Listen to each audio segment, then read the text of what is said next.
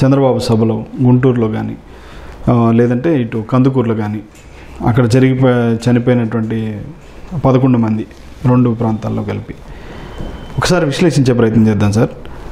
YCP ఏమో మీరే ఇది హత్య చేశారు, వాళ్ళని పిలిపించి ఎలాంటి జాగ్రత్తలు తీసుకోకుండా తొక్కిసలాట చేసి మీరు వాళ్ళ మరణానికి కారణమయ్యారని వైసీపీ విమర్శిస్తుంది. లేదు మీరే కుట్ర చేశారని చెప్పి టీడీపీ విమర్శిస్తుంది. అది 2 పరస్పర విమర్శలు చేసుకుంటున్నట్టు పరిస్థితుంది. అది నిజంగా అసలు ఒక సీనియర్ జర్నలిస్ట్గా మీరు దీనిపైన ఎలాంటి విశ్లేషణ చేస్తారు? ఇక్కడ అంటే యనమండగురు కందుకూరులో చనిపోవడానికి ముందు ఒక గందరగోళ వాతావరణం ఏర్పడింది, జనంలో తొక్కిసలాట ఏర్పడింది. తర్వాత ఏమో ఒక భయానకమైనటువంటి వాతావరణంలోంచి వాళ్ళు రక్షించుకోవడం కోసం చచ్చిపోయారు. అంతే, ప్రాణాలు కాపాడుకోవడం కోసం ప్రాణాలు తీసుకున్నారు అన్నమాట. అది జరిగింది.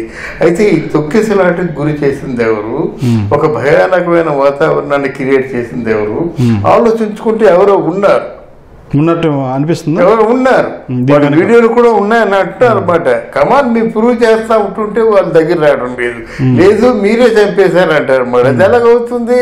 ఇప్పుడు ఏదో వాళ్ళు సాక్ష్యాలు ఆధారాల్లో నిరూపిస్తా అన్నప్పుడు చూడాలి కదా. అది నిజమైనట్టయితే మీరు యాక్సెప్ట్ చేయాలి, నిజం కాకపోయినట్టయితే వాళ్ళు ఏదో తగినటువంటి విధంగా శిక్షించాలి. అది లేక ఉండలేదు అన్నమాట.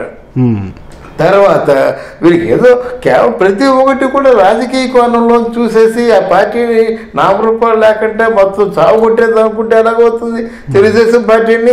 తెలుగుదేశం పార్టీకి మీటింగ్లు పెట్టడం కొత్త కాదు కదా, మీటింగుల తాలూ నిర్వహణ కొత్త కాదు కదా, మీటింగ్ పెట్టిన ప్రతిసారి కూడా జనాలు చంపేయలేదు కదా. అలా రేపు మీటింగ్ పెట్టుకున్నప్పుడు కూడా వీరసింహారెడ్డిలో జనాలు చంపరు కదా. అంటే దానికోసమే పెడుతున్నారు అనుకోండి. ఈ విధంగా చూసినట్టే ఇప్పుడు గుంటూరులో కూడా 3 చనిపోయినారు. అంటే వాంటెడ్గా ప్లాన్డ్గా ఉంటూ వాళ్ళు అంటే వాళ్ళకి చెడ్డ పేరు రావాలని చంపుతున్నారు తప్ప ఎవరు బట్ వైసీపీ కాకపోయినట్టు ఇంకొకరు కావచ్చు చంపుతున్నారు. కానీ అంటే ఇంకొకరికి ఎవరికి అవకాశం ఉంటుంది? ప్రత్యర్థులు కనుక వీళ్ళకి రూలింగ్ పార్టీకి ఎవరైతే ప్రత్యర్థులుగా తెలుగుదేశం వాళ్ళు ఉన్నారో వాళ్ళకి బ్యాడ్ నేమ్ రావాలి. కానీ ఆధారాలు అయితే ఉండాలి కదా సార్. ఆధారాలు ఉన్నాయంటున్నారు వాళ్ళు, వీడియోలు ఉన్నాయంటున్నారు. ఆ వీడియోలు చూపిస్తామంటే వాళ్ళు యాక్సెప్ట్ చేయటం లేదు. మీరు క్రియేట్ చేసిందంతా అని చెప్తున్నారు అన్నమాట. అందువలన ఇక్కడ రాజకీయంగా ఇంకెలాంటి మీకు ముందు పుట్టుకొస్తాయనేటువంటి భయానకమైన వాతావరణం తెలుగుదేశం పార్టీలో కూడా ఉంటుంది. ఇప్పుడు ఏదో మీటింగులకి పెర్మిషన్ ఇవ్వమని చెప్పారు, మళ్ళీ పెర్మిషన్ ఇస్తున్నారు. తర్వాత ఏమో ఈ రాజకీయ పార్టీలు అరేంజ్ చేసుకునే మీటింగులకు కూడా పెర్మిషన్ ఇవ్వడం కష్టం అవుతుంది. ఆ పాదయాత్రకు కూడా పెర్మిషన్ ఇవ్వడం కష్టం అవుతుంది. వారానికి కూడా పెర్మిషన్ ఇవ్వడం కష్టం అవుతుంది. పెర్మిషన్ ఇచ్చినప్పుడు కూడా ఎక్కడైనా పవన్ కళ్యాణ్ మీటింగ్ చెప్తున్నట్టయితే మళ్ళీ ఇదే వాతావరణం ఏర్పడుతుంది. ఓకే, డెఫినెట్గా ఇవన్నీ దృష్టిలో పెట్టుకుని ఉండాలన్నమాట. వారాహి దగ్గర పవన్ కళ్యాణ్ నిలబడితే లక్షలాది మంది జనం వస్తారు. ఆ లక్షలాది మంది జనంలో ఎంతమందిని కాపాడగలం మనం? పోలీసులు మాత్రం ఎంతమందిని కాపాడుతారు? అది ఎవరో ఈ జనంలో దూరిపోయి గలాభా సృష్టించే వారికి వాళ్ళు ఏం కాసుకుంటారన్నమాట. ఇవన్నీ ముందు వీరికి పెద్ద ఛాలెంజ్లుగా నిలుస్తాయన్నమాట. దీన్ని ప్రూవ్ చేసుకోకపోతే కష్టం అవుతుంది. ఒకవేళ ఇది ఓ పార్టీ వాళ్ళే, వైసీపీ పార్టీ వాళ్ళే అంటే వాళ్ళు చేసినట్టుగా నిరూపణ అయినట్టయితే వాళ్ళు కొంత రిలీఫ్గా ఉంటుంది. కానీ నిరూపణ కాకపోయినట్టయితే ఎక్కడే వారాహికి జరగవచ్చు, లేదా చంద్రబాబు నాయుడు మీటింగ్లో జరగవచ్చు, లేకపోతే లోకేష్ బాబు తాను పాదయాత్రలో 4000 పాదయాత్రలో జరగవచ్చు, ఎక్కడే జరగవచ్చు అన్నమాట. ఇట్లాంటి ప్రమాదం ఉంది అన్నమాట. అందువల్ల ఇది ప్రత్యర్థులకి కంటకంగా ఉంది. కానీ వాళ్ళకేముంది? వాళ్ళు అప్పటి నుంచి మాట్లాడుతున్నారు, పుష్కరాల నుంచి మాట్లాడుతున్నారు. పుష్కరాల్లో 19 మంది, ఇక్కడ ఒక 90 అంటే 19, 9, 27 + 3 30 మంది అంటున్నారు అన్నమాట. ఎలాగవుతుంది? మాట్లాడితే పుష్కరాల్లో వీళ్ళే చంపేశారా? అలాగే తిరుపతిలో గర్భగుడిలో జాగ్రత్తలు తీసుకోవాలి, జాగ్రత్తలు తీసుకోవటం లేదు అనేటువంటి స్థాయిలో కూడా అదేనాయన. తిరుపతిలో గర్భగుడిలో ఒకప్పుడు 19 మంది చనిపోయినారు. ఎవరు చంపేశారు? పూజారులు చంపేశారా? నిరాశితారులు చంపేశారా, దేవుడు చంపేశాడా?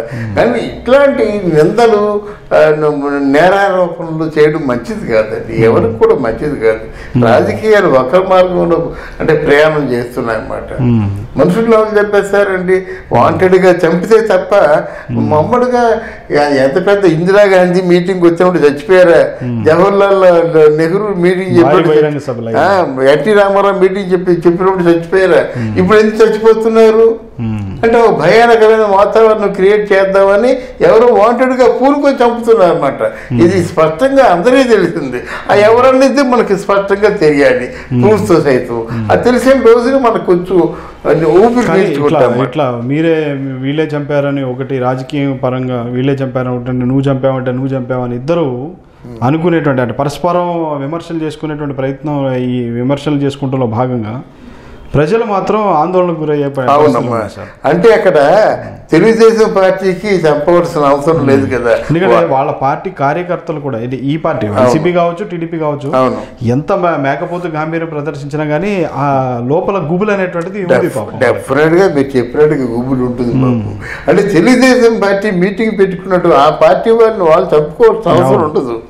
కానీ మీటింగ్ ఒక అంటే రూలింగ్ పార్టీలో ఉన్న వాళ్ళకి ఆ పార్టీ తాలూకు ప్రతిష్టను భంగపరచడం కోసం ఏదో గణభాష సృష్టిస్తారు. అది సర్వసహజం అన్నమాట. ఎక్కడైనా ఆ ప్రతిపక్షం పూర్తిగా దెబ్బతినాలి, ప్రతిష్ట దెబ్బతినాలి అంటే వాళ్ళు ఏదో గణభాష సృష్టించడం, ఏదో కొంచెం దారుణమైనటువంటి ఘోరం జరిగే అవకాశాన్ని కల్పిస్తారు అన్నమాట. అదే చేశారు ఇప్పుడు. వాళ్ళు చేయకపోతే వాళ్ళ అభిమానులు చేయొచ్చు. జగన్మోహన్ రెడ్డి స్వయంగా చెప్పారు కదా, మా అభిమానులకి బీపీ ఎక్కువ, ఏమైనా చేయొచ్చు అని చెప్పారు కదా. అట్లాంటి బీపీ ఉన్న ఏమైనా చేసి ఉండవచ్చు.